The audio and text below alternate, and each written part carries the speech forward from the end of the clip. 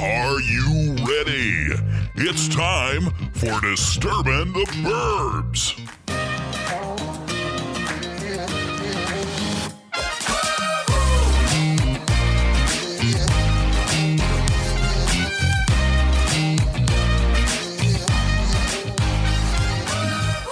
Hi there, and welcome to another titillating episode of Disturbin the Burbs. I'm one of your hosts, Jim Sharon. And I'm Jen Sharon. Hey, Jen, how you doing? I'm doing good. Pitter patter. Let's get at her. Did I step on your toes? No, you didn't step on my toes. That wasn't my toe that you stepped on. Nice. Well, I will start off by saying thank you, everyone, for giving this episode a listen. Absolutely. We've actually got a lot to chat about. We do have a lot to chat about, and I will warn you, there could be construction sounds in the background, and our goddamn neighbor and his goddamn loud motorcycle. Yeah, we're hearing it all tonight, but, you know, that's life in the burbs. Yeah, so if you hear that, I'm not even going to try to edit it out if he fires up the motorcycle. Agreed. It's ambiance. Rips around the neighborhood a little bit. It's on brand. Yeah, that's right. This is called Disturbin the Burbs. Right?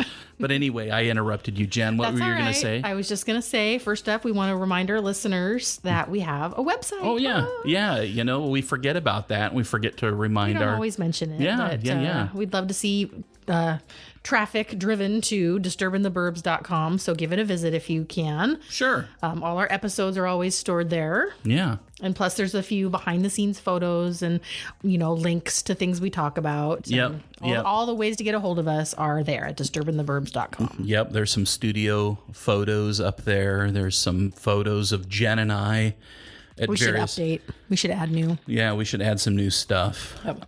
But for those of you that are looking for the website, remember that Disturbin is not spelled with a G. Right. It's Disturbin the Burbs. We're hip like that. Yep. So anyway, look for disturbintheburbs.com at all your fine retailers and grocery outlets.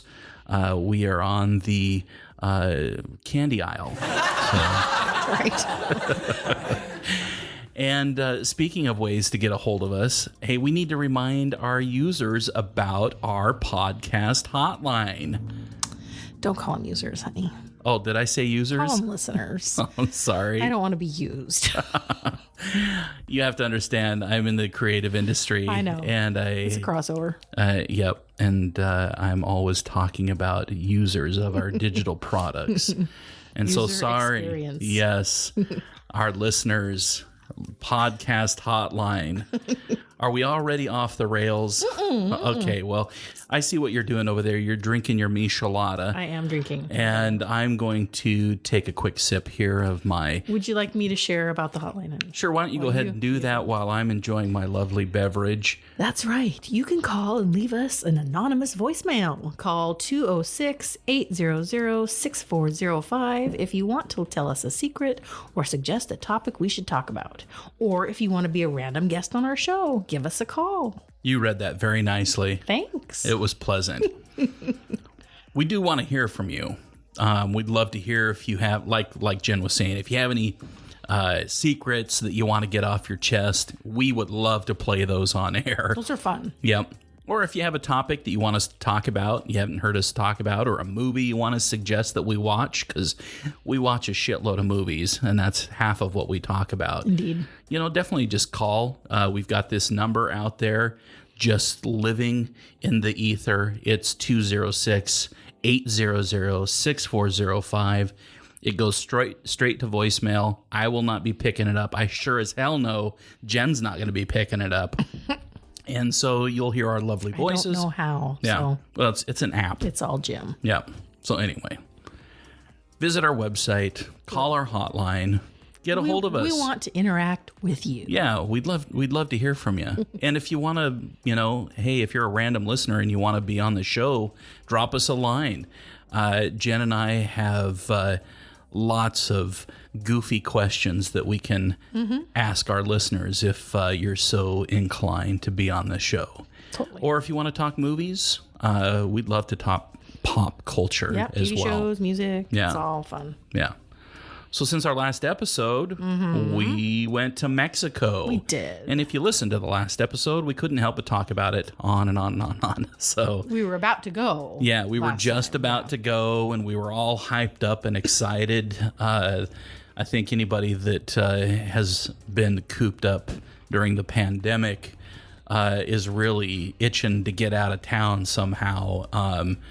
Some folks are doing it in the U.S. You know, I see a lot of our friends vacationing in place. Excuse me, that's the gin and tonic repeating itself.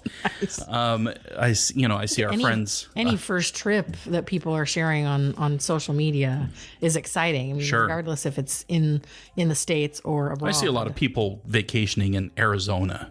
I've seen a fair bit of Hawaii, Florida, some SoCal, and some Mexico trips. and definitely a handful of Mexico. So we were those people that jumped on the Mexico bandwagon. Well, luckily it was, I mean, Mexico is doing it right. Tourism is being done well there. Yeah. And we felt safe the whole time. Yeah. And I would even say, yes, very much doing it well. I think they even do it better than things that I've experienced here in the States. As far as anytime you go into a restaurant, they are putting hand sanitizer on your hand. You have to wear a mask to enter. They have these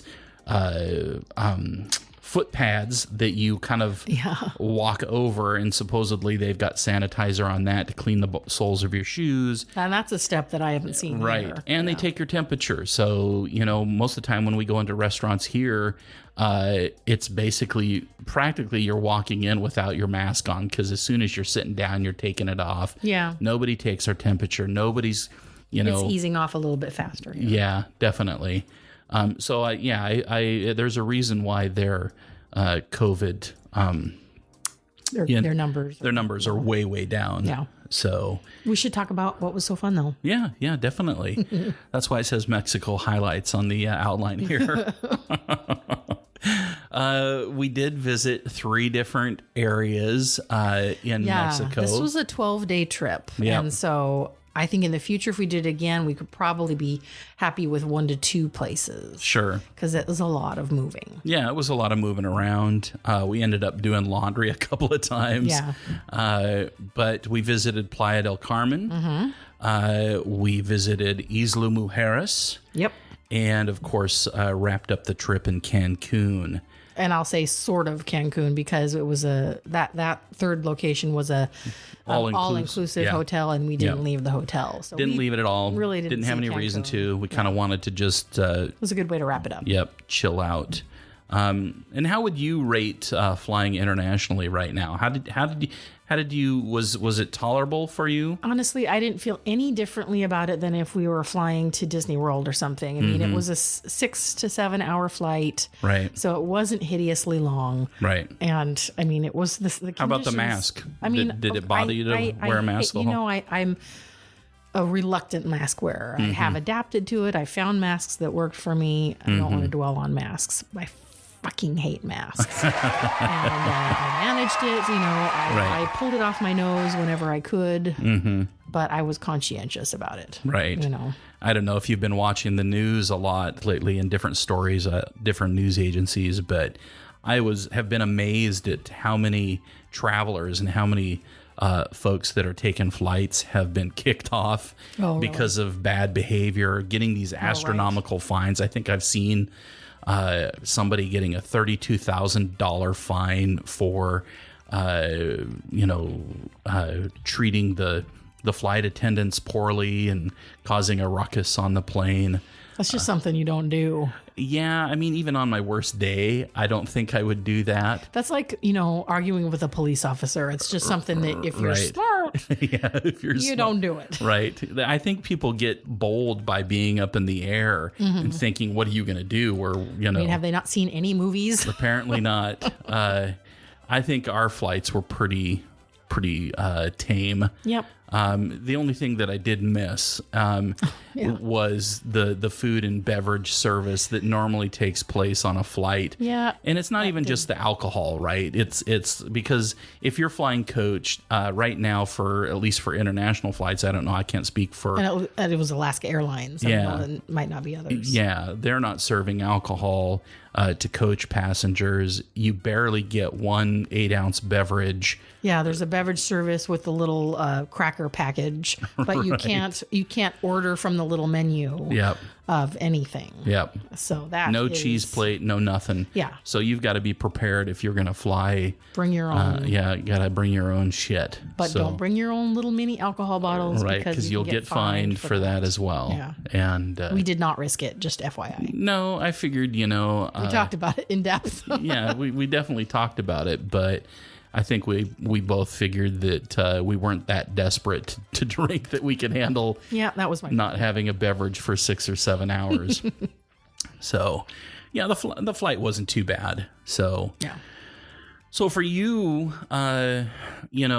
what was your favorite between Playa del Carmen, Isla Mujeres, or Cancun? What was your favorite? Hands down, Isla Mujeres. Yeah, for me. And why was Isla your favorite? Let's see, a couple reasons. I did my favorite pool. Oh gosh, the first and the third pools were the most awesome. We didn't even go in the second pool, so obviously that wasn't the draw. Right. But we had this fantastic 2-bedroom suite that was a front balcony, so it was on the front of the building, facing the ocean, beach, the ocean. Yeah. And so we could go out there in the morning and sit at the little table and drink our coffee or whatever we had. Right. Looking at the view later in the afternoon, there were chaise lounges. So it was all private but beautiful. Yeah. And the beach was just right there with all those chaise lounges and umbrellas. Yeah, it was a great second place to stay. So I would absolutely stay at that same hotel if we went again. But not only that, the island itself was much more laid back than Playa del Carmen. I loved the whole. We had a golf cart rented for the whole 4 days. We were golf carting the entire time. It was really fun. Yeah, and we were there for four nights? So, and a partial morning. And for that entire time, the golf cart was roughly around $200 US money. Okay. When you're paying in pesos and somebody wants 4,000 pesos you really for the golf cart, you're kind of thinking, am I getting ripped off here? But actually, that was fairly reasonable if you check a lot of the places. That included the gas. Yeah, that includes the gas and anything like that. And so, that's roughly $50 a night, and that's the average going rate. You're not going to find it much cheaper. That was all we needed to get around the entire island. Absolutely. You can get boss-looking golf carts on the island. Those were probably owned by people. There was one right next to where we were staying that was the luxury golf carts. If you remember, they were black and gold. Our ghetto golf cart was we just did have fine. a ghetto golf cart that we treated like a ghetto golf cart. We'll talk about that a little bit later. Let's see. Let's talk a little bit about Playa. Okay.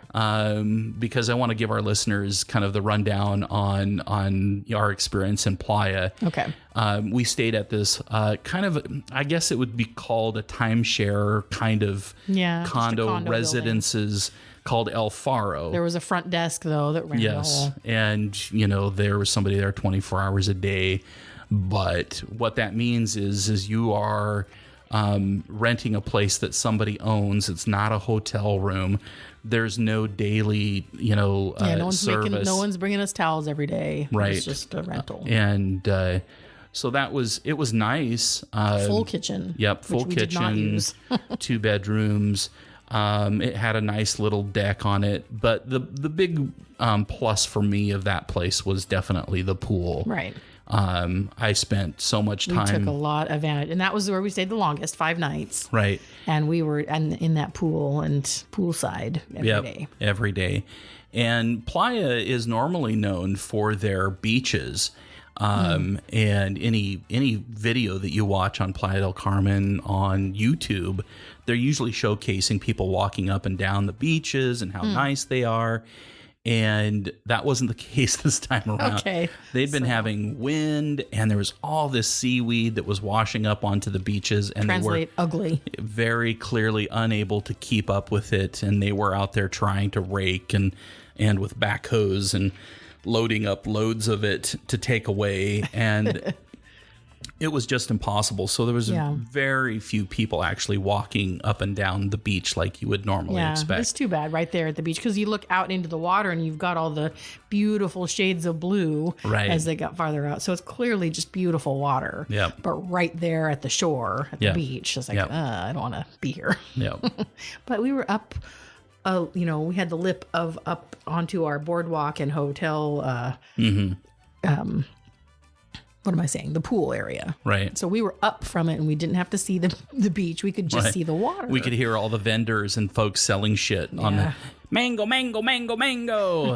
And they were selling hats and all kinds of shit, trying to get our attention while we were sitting in the pool. The yarn bracelets. And whatever. We did buy a few beverages from the vendors off the beach, but don't regret it. They were good for the most part. But that was like the first day. We were suckers for that, and then after that, we didn't do it again. Yeah, and I think some of the highlights. One thing I didn't really care for in Playa. Now they have a pedestrian-only street. I think it's 5th or 6th Street, and there's tons of shops, and there's even shops that you would see in the States, like Abercrombie and Fitch, and American Eagle, and Sephora, and the Gap, and all this other stuff.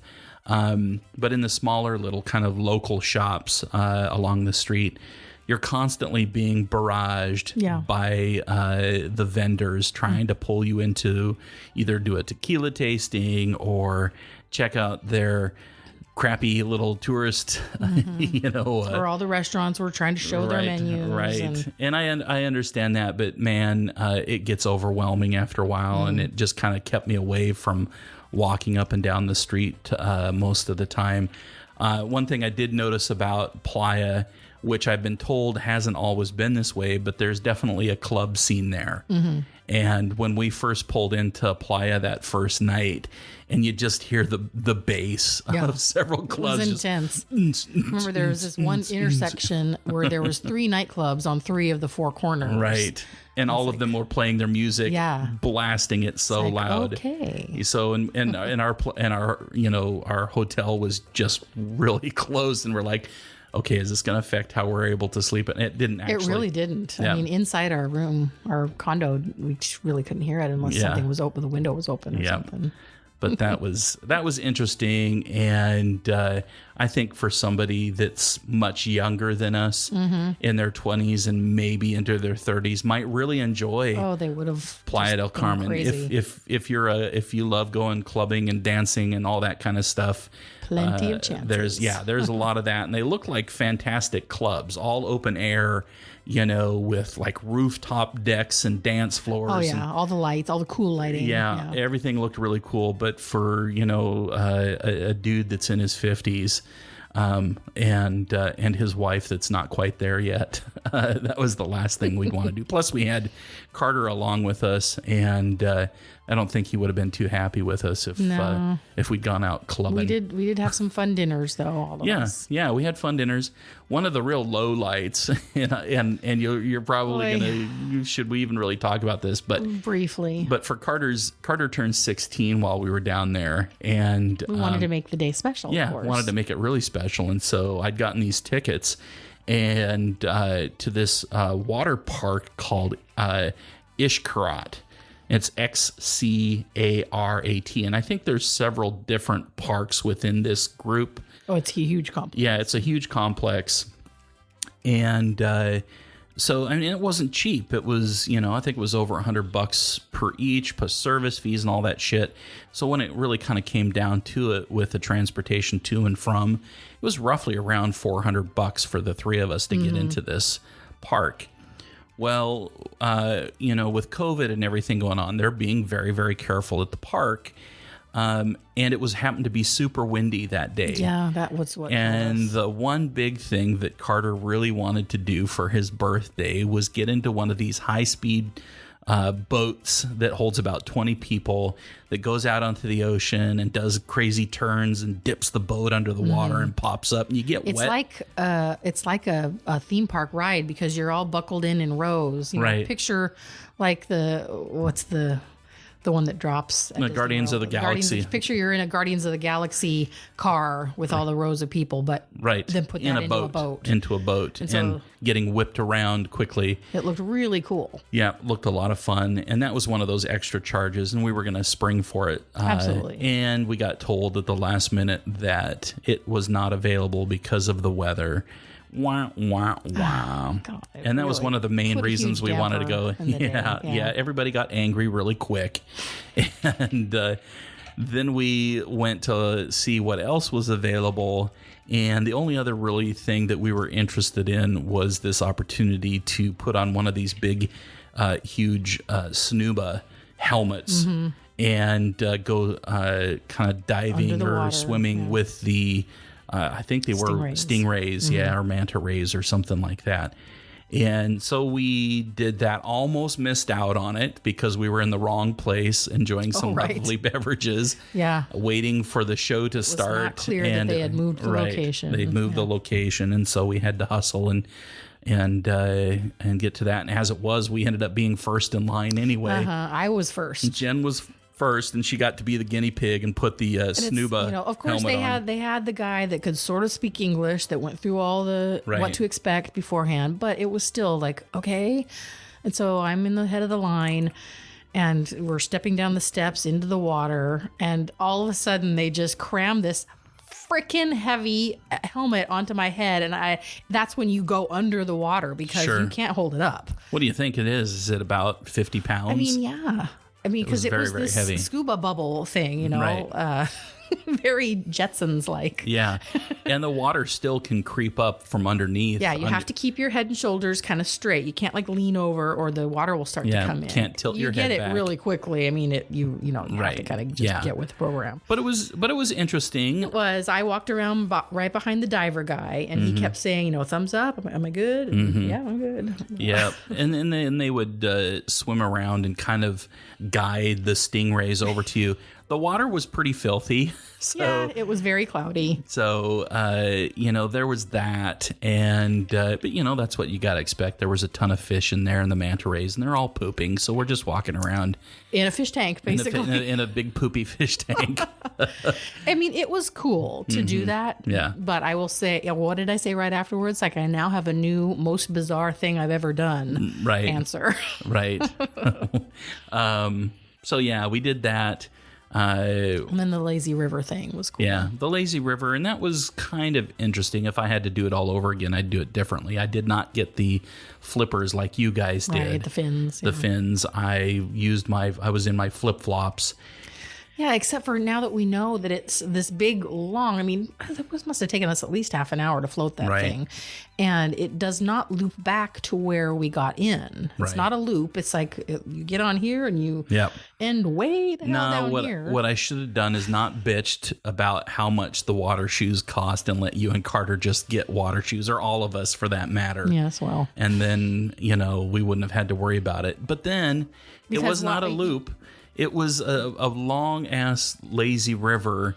And it wasn't even lazy river. It was a self-propelled lazy Hence river. the fins, right. So there was no current. We left all of our stuff in lockers at the beginning, right? And then it just let off at the end. Let off at the end which was Oh. clear at the other end of the park. And so here I'm in flip-flops, a wet swim trunk, and no shirt whatsoever.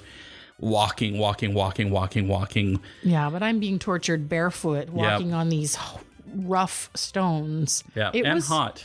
It And was hot. very hot. I was very cranky. Yep. I was very cranky. Yep. And there is a lot other things in this park. There's, an aquarium. There is a zoo, so there's lots of wildlife. We didn't look at any of that shit. Just big show to end the evening. Very Right. Cultural experience. Like, Yep. no, we're out. Yep, we tapped out early that afternoon.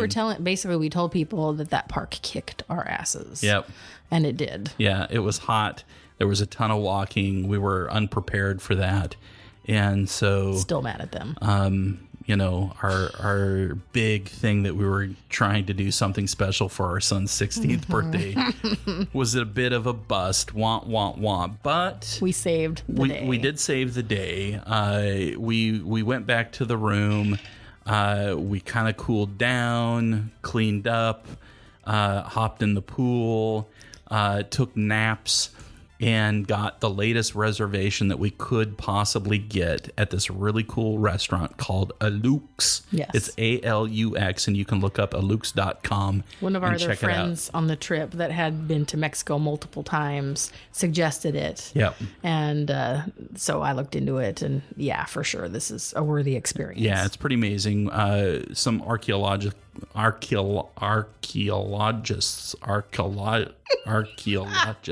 Honey, don't hurt yourself. Archaeologists? Yes, some archaeologists.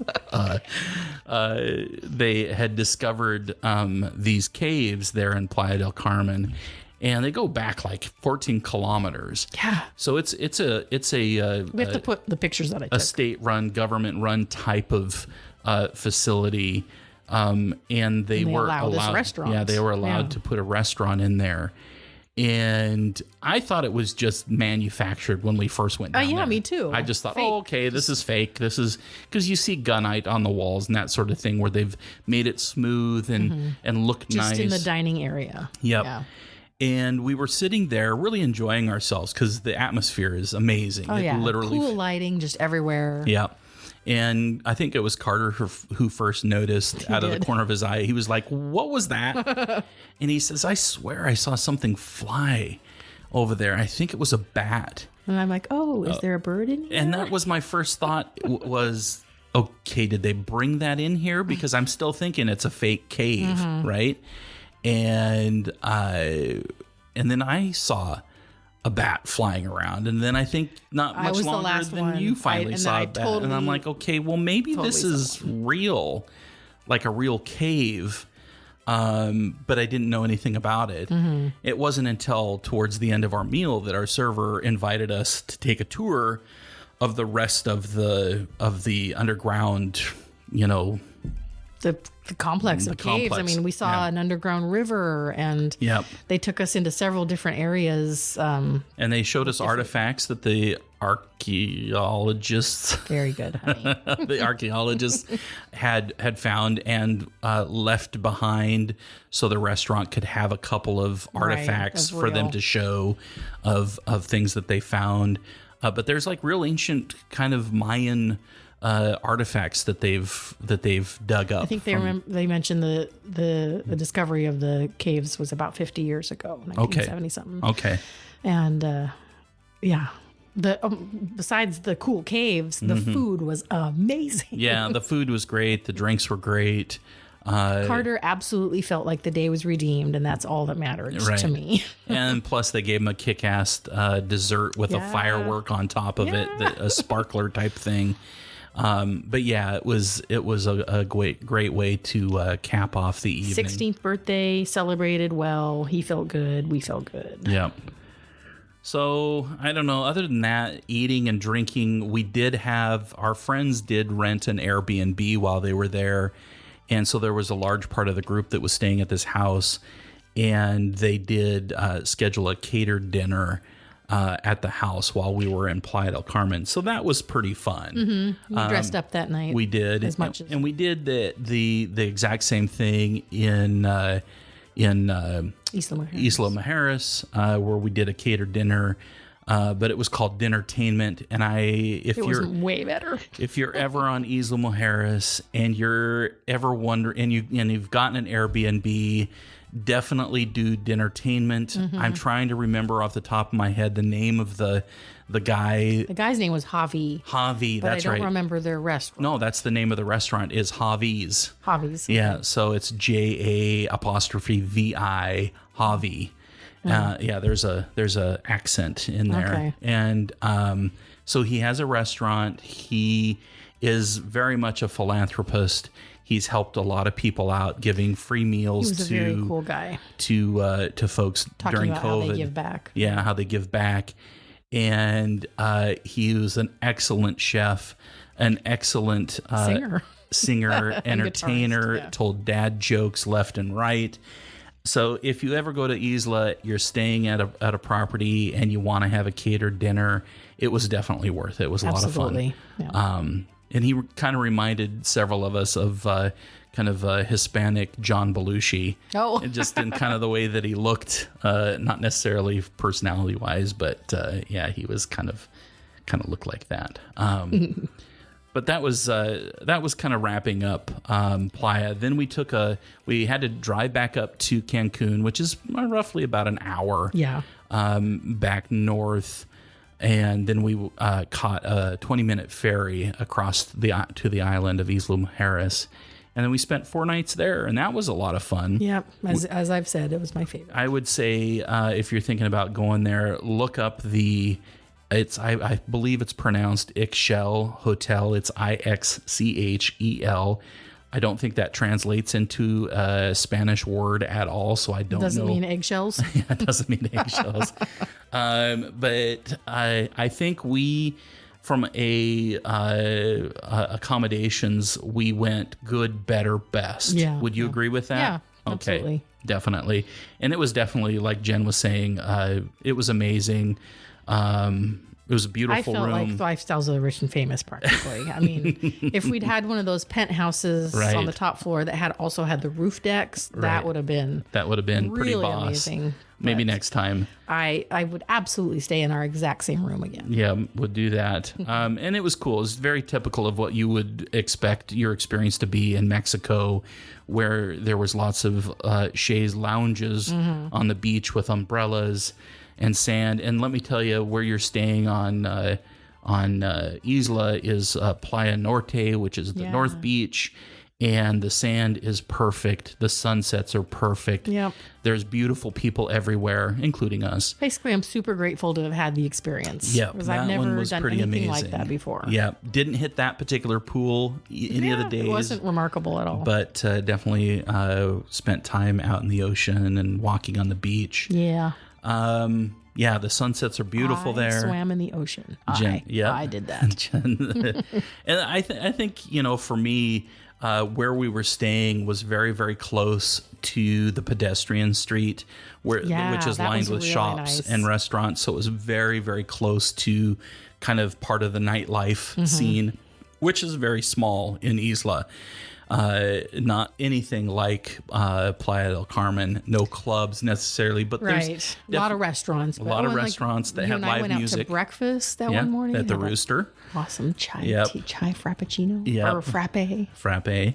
And the golf cart, like we talked about earlier, it was great having the golf cart because you could just zip around wherever you wanted to on the island. Well, we went and saw the ruins that are at the tip of the island, other end of the island, Right. and that was really fun. But we ran into, can you believe it, folks from the Seattle area and had to get out of there as quickly as possible. it was a fun short conversation. Right. Yeah. But then Lots of iguanas. Everywhere you Yeah. looked, there was iguanas everywhere.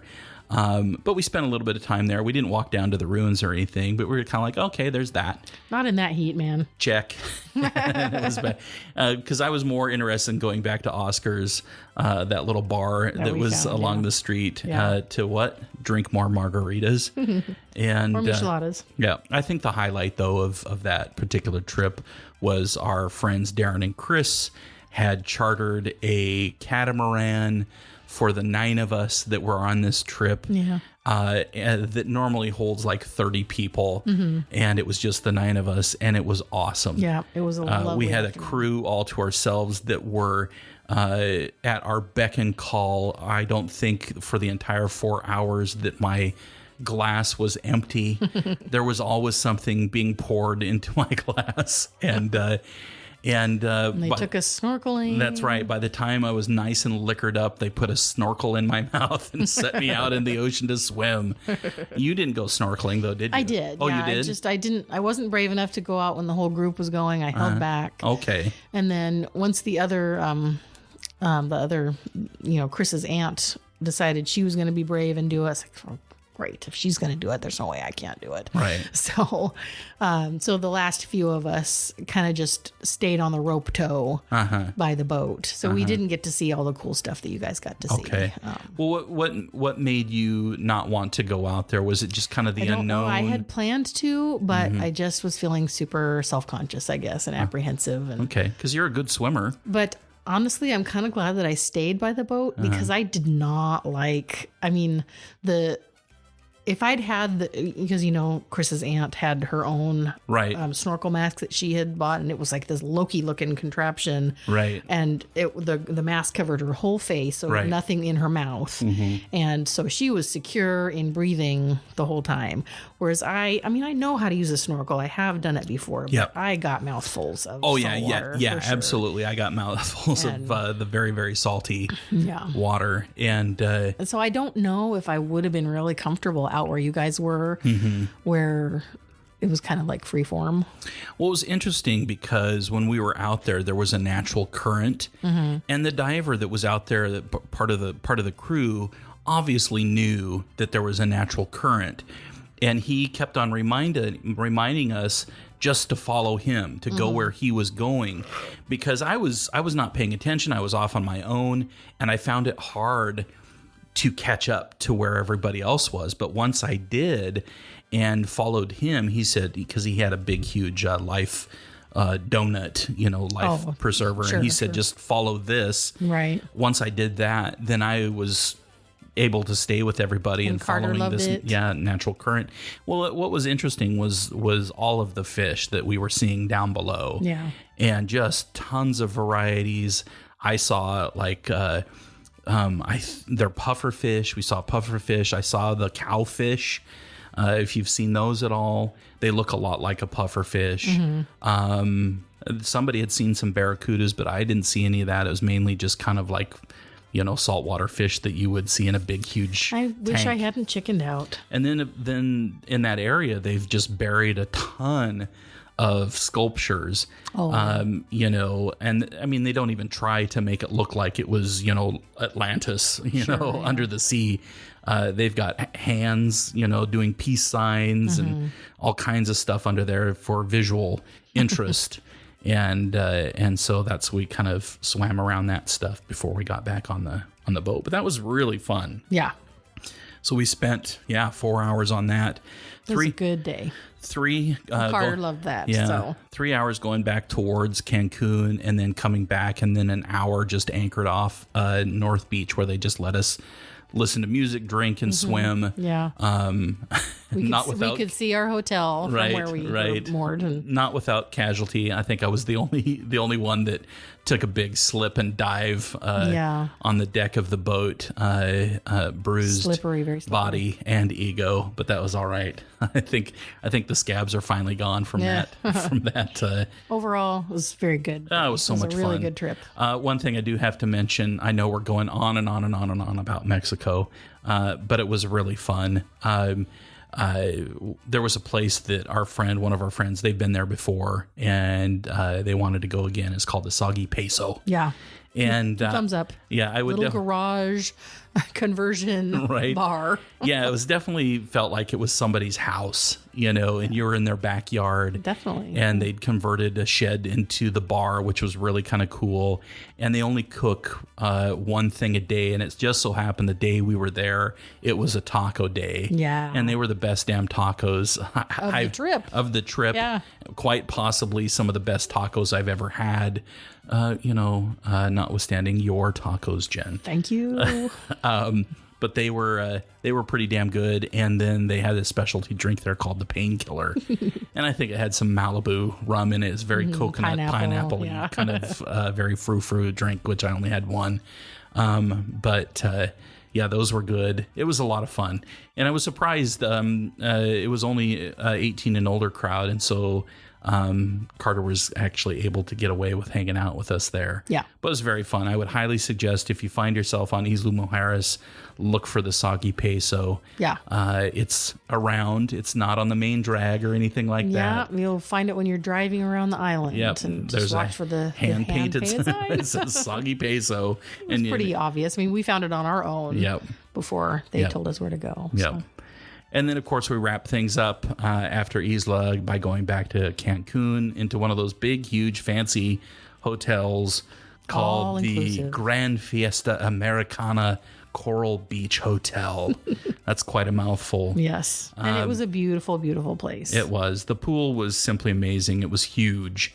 I wish it had all been connected. That would have made it even better. Yeah, the pool had 4 segments, and you definitely had to get out and walk between the segments. So it was, you look at the picture. Oh, look at this big long pool. Right, all these you'd think it was all connected, and it's not. But it was a lot of fun. We loved it. And everywhere you were swimming. My first experience with a swim up bar. Right, the swim up bar.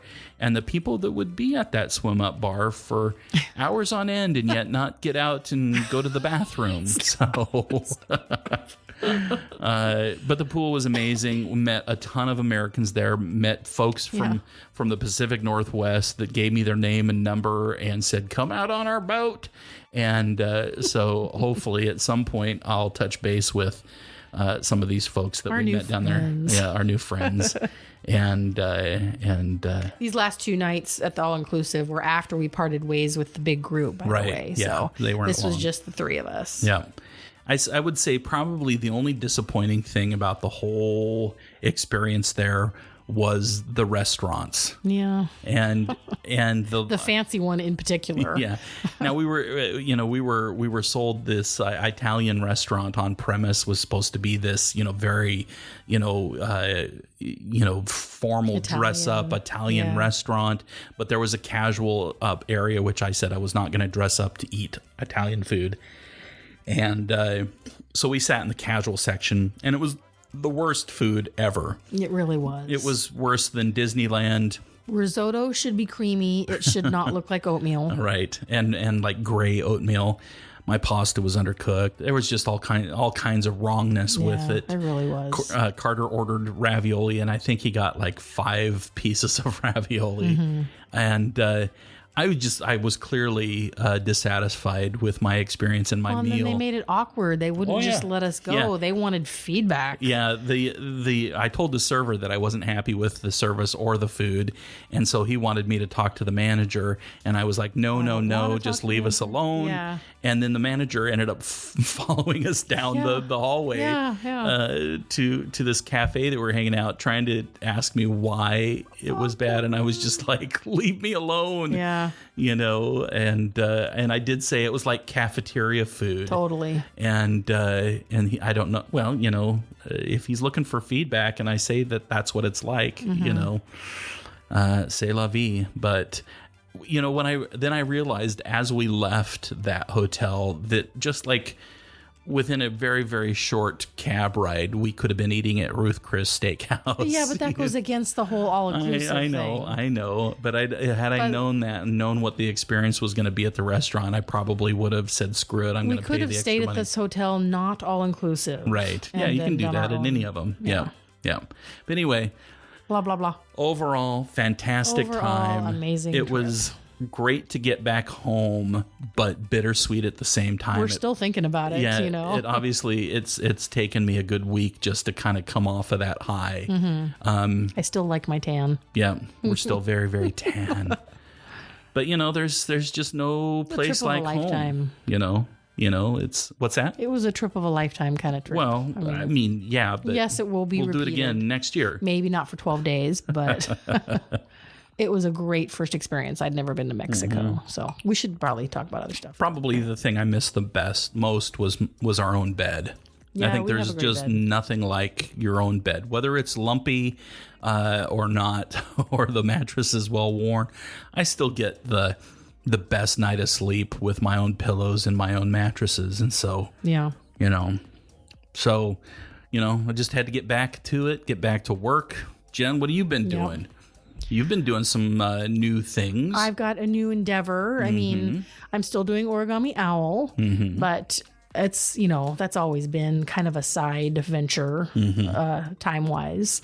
And I toyed with the idea of writing, and I that hasn't quite felt right. But what I do love, since I read so much, read constantly. Jen reads constantly. She's always on to a new book practically every other day. But how can I make it, pay for itself, basically? Right. I'm also quite good at finding grammatical errors. I mean, every book I read, nobody catches them all. Yeah. I see every error. Right. And so that started me thinking about, okay, I could do... Well, editing is a little bit more in depth than what I'm ready for as far as editing and giving content suggestions. Right. But I could absolutely offer my services to an author to proofread their book for grammar, for, punctuation. Yep. That's like right up my alley, and I could do it right now. Yeah. And I actually, funny story, I stumbled across a new author that I hadn't heard of. I won one of her books for free, and oh my God, the errors. Yeah. They're... So many errors. So I found a way to nicely offer my services on a volunteer basis to her if she wanted me to try proofreading her books and try my hand at it. I don't remember exactly what I said, but she took me up on it. And so I proofread one of her books, and then I'm on a second one right now because she liked my comments and my feedback. Yeah. So what you're hoping to do is turn this into a little bit of a side hustle. I'm in the middle of figuring out, okay, how long does it take me to go through a book? And what should I try? I'm researching what other people charge right for, bidding out these projects, and I'm going to just put myself out there on a trial basis, and hopefully I can. I think it's a great idea. I mean, because that's right up my alley. Right. I would be good at it, and I could build on it as I got more comfortable. Then I could maybe stretch into the editing realm. But if you're going to be an editor, a lot of times you really need the credentials. Right. So we'll see. Yeah. That's like my journey right now. Yeah. No, that's cool. That's cool. Good for you for trying something different. Yeah. We all want these little side hustles that can actually make a little bit of cash, and that's a great idea. Yeah. I've been thinking about getting into doing voiceover for books, books on. You should have been doing that years ago. You're perfect for it. Yeah, kind of looking into that right now. But speaking of books, I just ordered a new book and cruised through it, read it. Seth Rogen. Actor, director, writer, has a new book called Yearbook. You folks probably have seen it. And I picked it up right when it came out. And it was actually a really fun read. It was exactly what I thought it would be. His personality comes through in the book. There's lots of references to his well-known drug use. That's true. He does pot smoke in a lot of his movies. Oh, there's talking about pot smoking and mushrooms and dropping acid and trips to Amsterdam. There's a really funny story about a trip that he took to Amsterdam. It's full of just funny stories, a lot of laugh out loud stuff.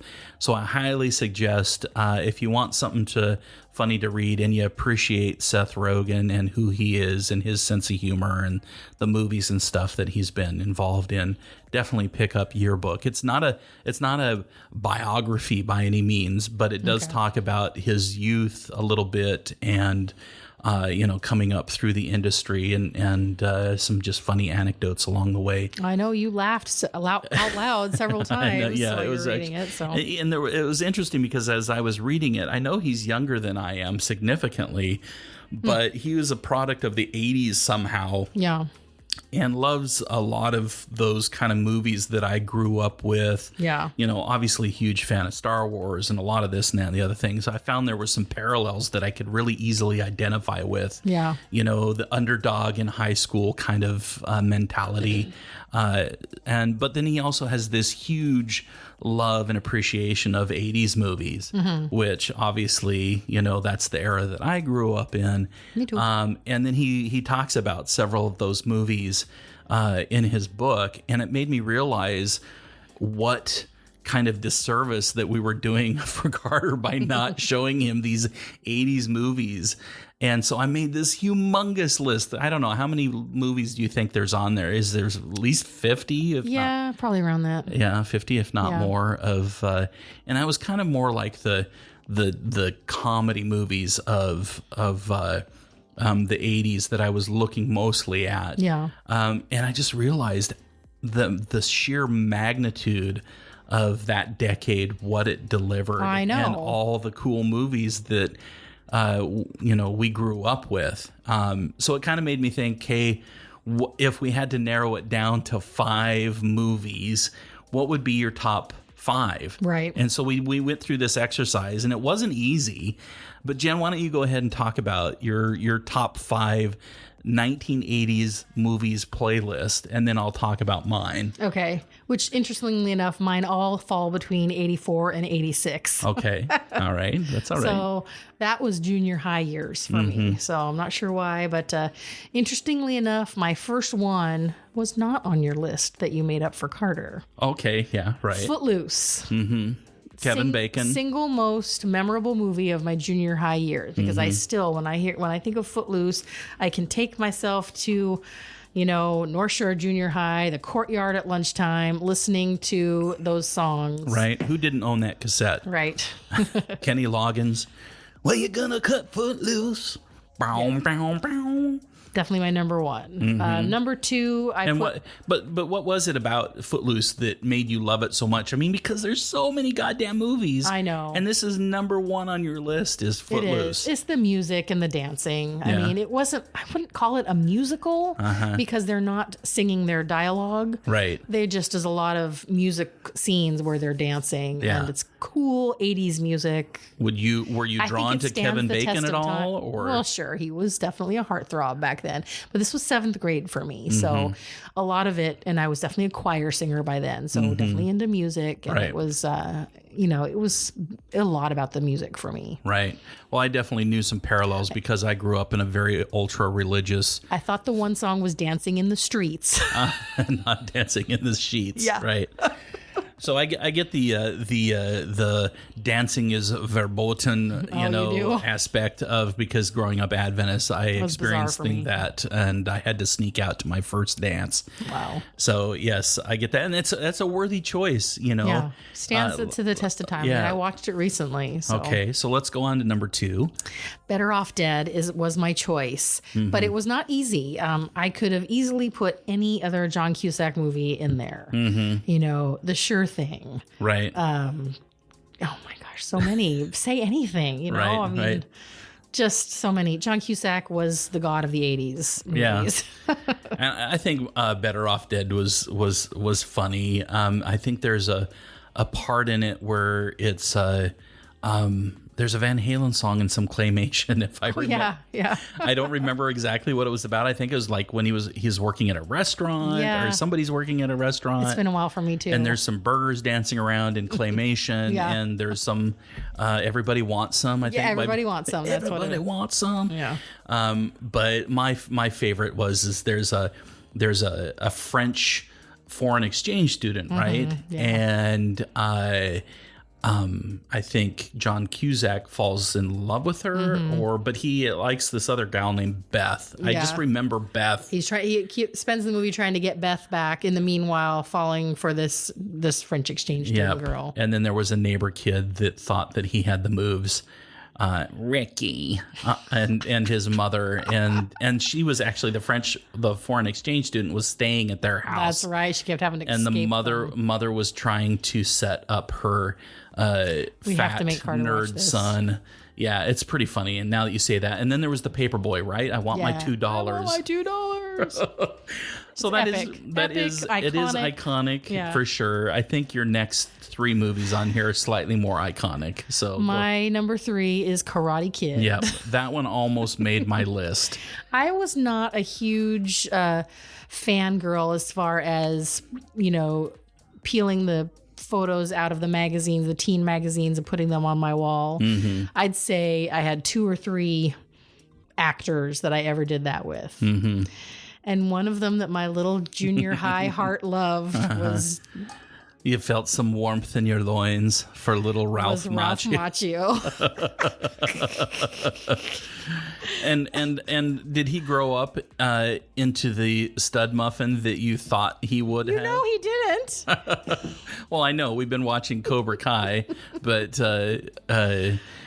he looks like Moving on. He looks like an adult version of the Karate Kid. Yeah, you know. He's got a big old bad dad bod. Yeah. Anyway. Ferris Bueller. What did you like? Let's go back. I mean, Karate Kid. I mean, it's a great movie. It's such an iconic movie. That's an underdog, And I think, the one triumphs over all. The piece that I always look forward to in that movie was where he learned wax on, wax off, and then he cleaned the cars, and he got to drive the yellow convertible and pick up Allie. Who is, what's her butt? Why can't I think of her? Elizabeth Shue. Yep. And who I did have a little bit of a crush on her. Not probably as much as you had on Ralph Macchio, but yeah, that's what I loved about that. I love Mr. Miyagi. I didn't like the whole karate aspect of it and them kicking each other's butts and them tangling with Johnny. Yeah, I mean, I have less patience for the fighting part, although the tournament at the end, the whole climax of where he wins. Right. Yeah, the crane. Okay, so your next movie. Ferris Bueller. Right. I mean, how can you not have that on your list? Right. And then I ended with, I chose Breakfast Club because Breakfast Club. Right. But really it could have been all of those. I mean, the Pretty in Pink and the 16 Candles trio. Right. And there's other John Hughes, but those are the big 3 for me. Right. Breakfast Club, Pretty. So you had Footloose, Better Off Dead, Karate Kid, Ferris Bueller, and Breakfast Club. And there's a little bit of similarities in mine. Okay. My number 1 movie from the 1980s movies playlist, and probably still sits way up there from one of my favorite movies of all time, is Weird Science. Of course. Weird Science. So that's another John Hughes movie. Yeah. Anthony Michael Hall. It's a dude movie. Some other guy that didn't have a very long career, and Kelly LeBrock. And of course, his brother Chet, played by the late, great Bill Paxton. Absolutely loved him. But this came out my senior year in high school. And it couldn't have been more perfect. The style in that movie is exactly what it was like in 1986. So if you want a primer on 80s clothing styles and hairstyles and everything like that, all of John Hughes. Watch Weird Science, because that was my era to a T. Yeah. I loved that movie so much. I wanted to emulate those guys, not by creating a woman out of a computer, but I did sit, behind a Commodore VIC-20 and C64, trying to recreate Pac-Man and other things. So I know what it was like nerding out over computers back then. Yeah. And so that, it just rings so true to me, and I know that I've showed Carter that one. Another one that was epically transformative of me when I was in high school was Ghostbusters, 1984. Oh, I loved that. And that movie just meant everything to me. I didn't see it for a long time because I knew I was traveling to Portland, Oregon to visit a friend of mine, and the plan was we were going to go to a drive-in in his parents' station wagon. Oh my gosh. And watch Ghostbusters together. And he'd already seen it. And I was really excited because I thought that would be a really great experience. And it was one of those drive-in theaters where there were multi screens. with different movies playing at the same time, and so people angled their cars to watch. Oh my goodness! I don't think I ever experienced that. Yeah, there was like 3 different screens, and so this was like in Beaverton, Oregon. But anyway, I watched Ghostbusters there, and it was just, that movie was awesome. Yeah, I love it. Still love it today. I can watch it and get just as much out of it. And then, like you, number 3 on my list was just the plethora of John Hughes movies. 16 Candles, where you had Breakfast Club. I have 16 Candles. Yeah. That one was awesome. Long Duck Dong, No More Yankee My Wanky. Yeah, awesome Farmer lines in that Ted. one. But Breakfast Club is, well, that the one's... nerd, the jock, the basket case, Right. it's just... And it was interesting. One little factoid that I read very recently, and I think it was even in Seth Rogen's yearbook, is most of the time we catch that movie on network television, and so we're watching it on there.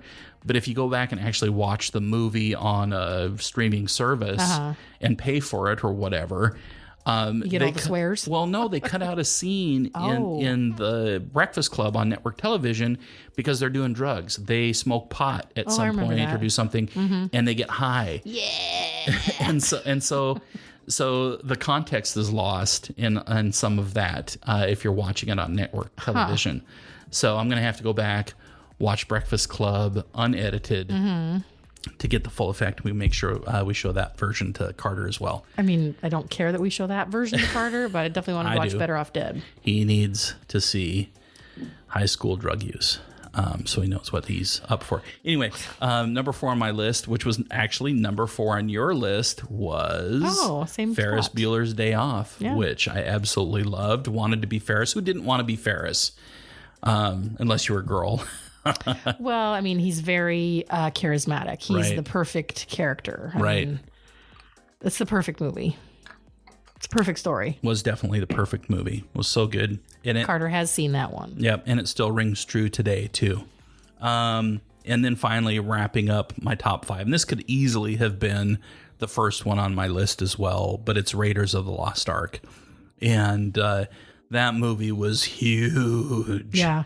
So funny, I don't necessarily think of it as an 80s movie. Yeah. It just seems more timeless. Yeah, it is timeless. But that's when it was probably one of the first like 1981 big blockbusters that I ever watched with my dad. And my dad loved it because it reminded him of very few movies that he was able to see as a kid. Yeah. And so, we had that connection together. And so I love Raiders of the Lost Ark. Can still watch that. And I feel as excited about watching it today as I did back then. It holds up so well. For sure. I think Spielberg and Lucas did such a great job on this that it really kind of is timeless. Agreed. Yeah. Which, that's great. So there's our top 5 80s movies playlist. I like it. Call our hotline. Do you agree with us? Do you disagree with us? Do you think there needs what should have been there instead? Instead? Are we missing something? Are you listening to this going, you guys are idiots. Why not think of this movie? Right.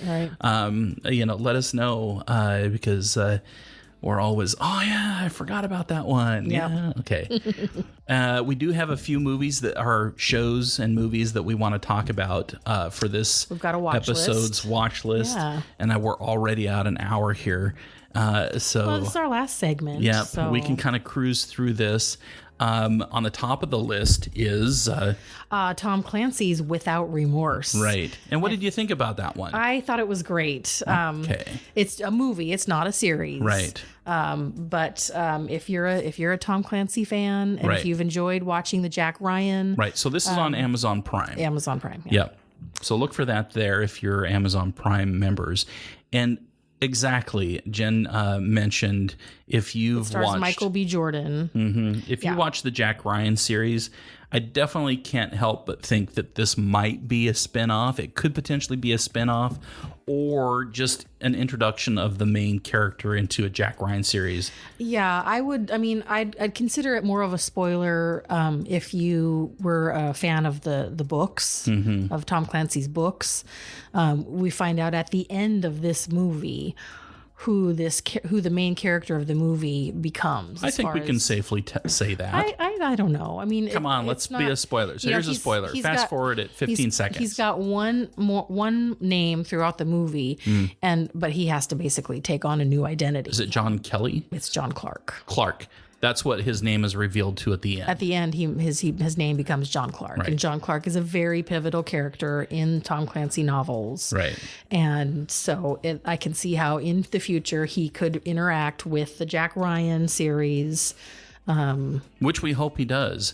Yeah. Because the movie was a standalone and it was great. Right. We're introduced to Jim Greer's niece in this movie in Without Remorse. And of course, Jim Greer is a huge character in the Jack Ryan series. Yeah.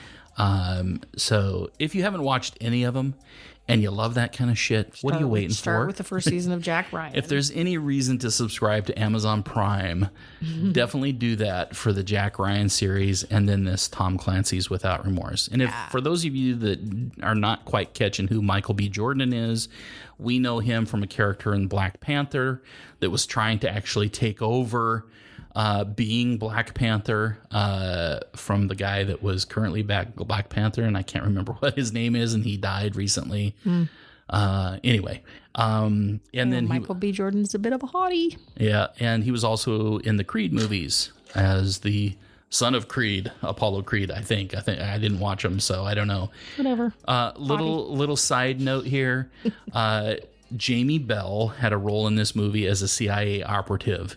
And I kept on thinking, I've seen this guy somewhere else. I've seen him somewhere else. Look it up on IMDb, and he was Billy Elliot. And Jamie Bell. For those of you that actually have watched a ton of movies and might have come across Billy Elliot, the dancing fool, then that's who this character is. So anyway, Tom Clancy's Without a Remorse. 2 thumbs up. 2 thumbs up for sure. Next on the list is a show that we've already talked about on previous episodes. Oh, we did. But we definitely wanted Carter's recommendation. Yep, we talked about it on our last one. He wanted to watch this, and that's Shadow and Bone on Netflix. And had we started it, or we were going yeah, we'd watched the first episode or 2 before we went to Mexico, came back. Now we've finished it. And yes, we finished it. It's 8-episode arc in season 1. I would say we talked about how hard it was to get into the first episode. There's so many characters, so many storylines, and not only that, it's a different world than what we live in. And so their terms are made up terms for witches, then they call them Grecians or whatever they're called. Grecias. Yeah. And so you have to kind of pay attention and follow along with that. You probably would have had an easier time if you'd read the book that it's based on, which none of us have. And I think we were all glad that we persevered, though. Yeah. I think for those of us, again, like Jen said, that haven't read the books, it's a bit thick to get through. But again, after an episode and a half, I think it all kind of started coming into focus of the characters and whatnot. And it ended up being one of the best things I've watched recently. Really epic story. Yeah, very, very good. Very well done. Very clear lead into another season, but they didn't leave us hanging. Right. So definitely give Shadow and Bone a try. There's tons of great reviews out there about this show. A lot of people are loving it. So anyway, Shadow and Bone. Yeah. Next on the list. One that you discovered. Well, it was a suggestion I got from folks at work. Every Friday, we have this senior leadership meeting, and the first hour of this 2-hour meeting is usually just talking about complete and utter bullshit. And this came up as a show that's been out for quite a few seasons called Drunk History, and I think it's probably no longer going.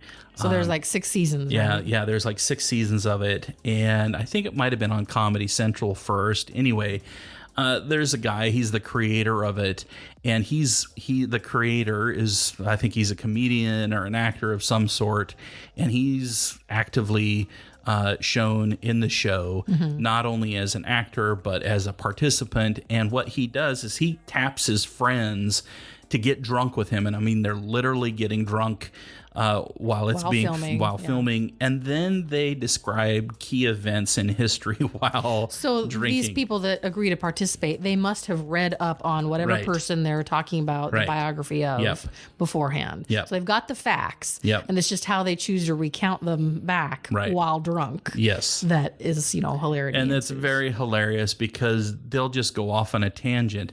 Meanwhile, there's actors in period clothing and sets and everything that are acting out and mouthing the words that the drunk person is saying. So if the person happens to burp during their retelling of this historical event, that is portrayed in the actors. So, during the, John Wilkes Booth assassinating Abraham Lincoln, there's drunkenness that happens during all of this, and it's a very hilarious take on that it's kind of hard to describe. You really have to watch it. Really. I sat down after you had watched a few episodes already, and I immediately got sucked in. It's like, this is the greatest thing ever. Right.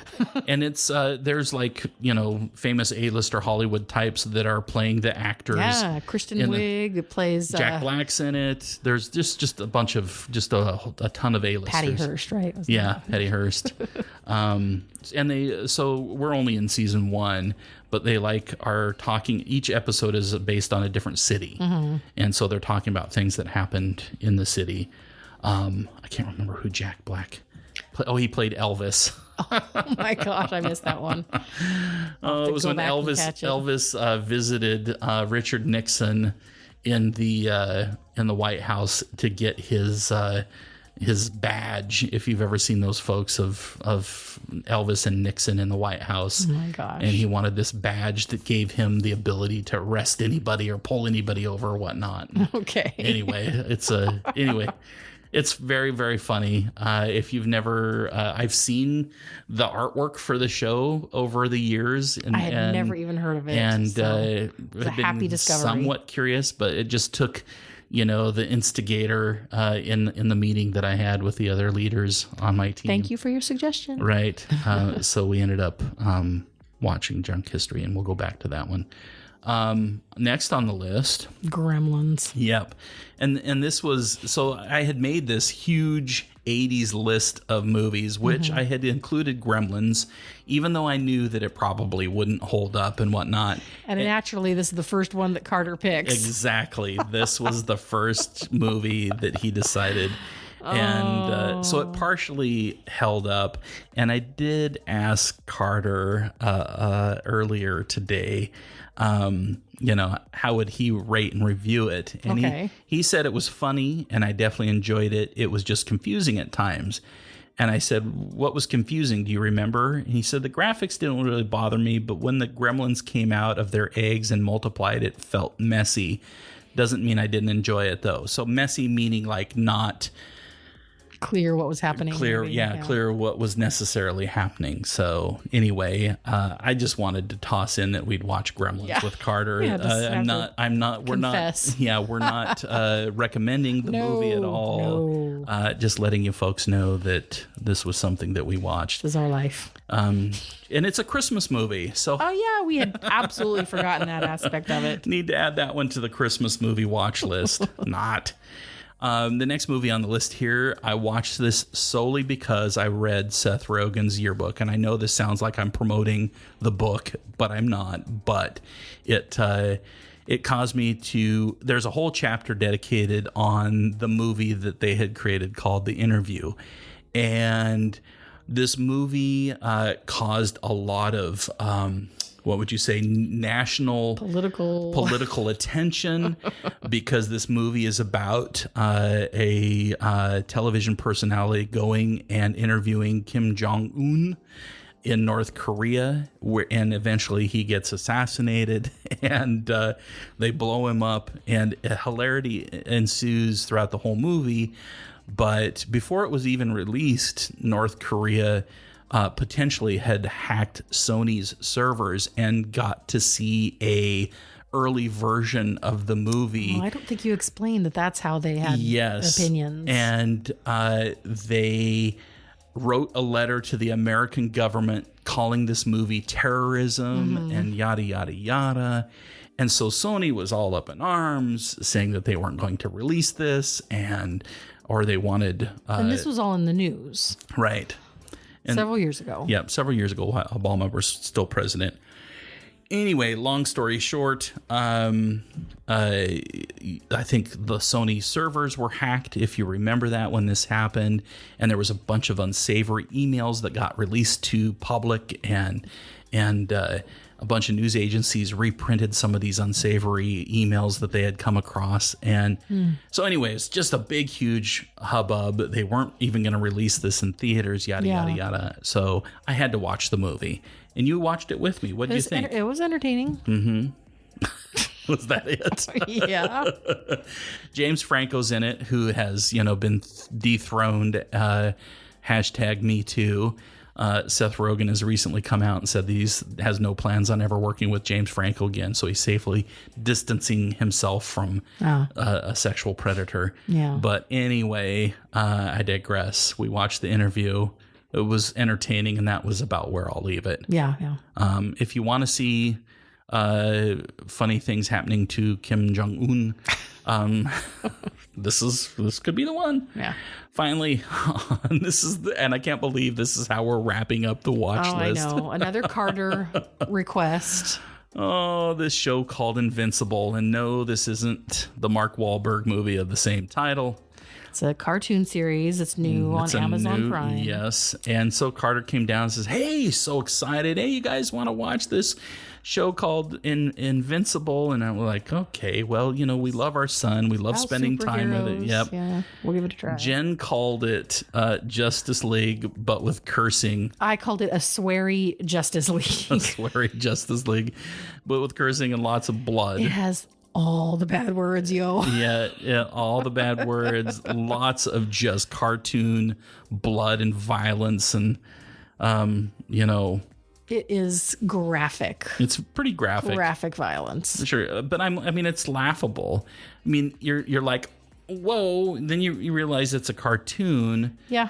Would I want your 5-year-old to watch it? Absolutely not. No. And this is another show that has great character actors in it. I mean, J.K. Simmons is he's a great character actor and has his... Sandra Oh is the mom. Yep.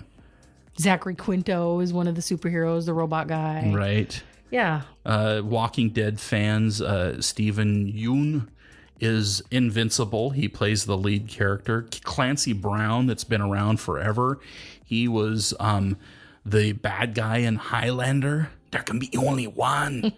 And so he is a great voiceover actor, plays several roles in here. Mark Hamill's in it, John Hamm, Seth Rogen. The list goes on and on and on and on and on.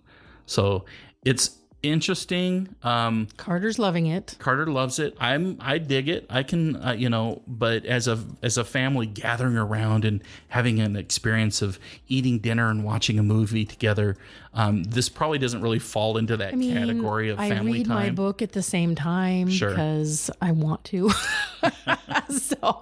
But I'm there with my family. But hey, if you like if you like superheroes, if you're a fan of Justice League, and you like anime and you're used to the blood and guts that happens in anime, then give Invincible a try because it's got some funny moments. Yeah. It's got familiar voices. I would say it's well done. Sure, absolutely. So shall we just leave it there? That's leave how it hanging? we end it. Oh man. So Memorial Day's coming up this weekend coming up.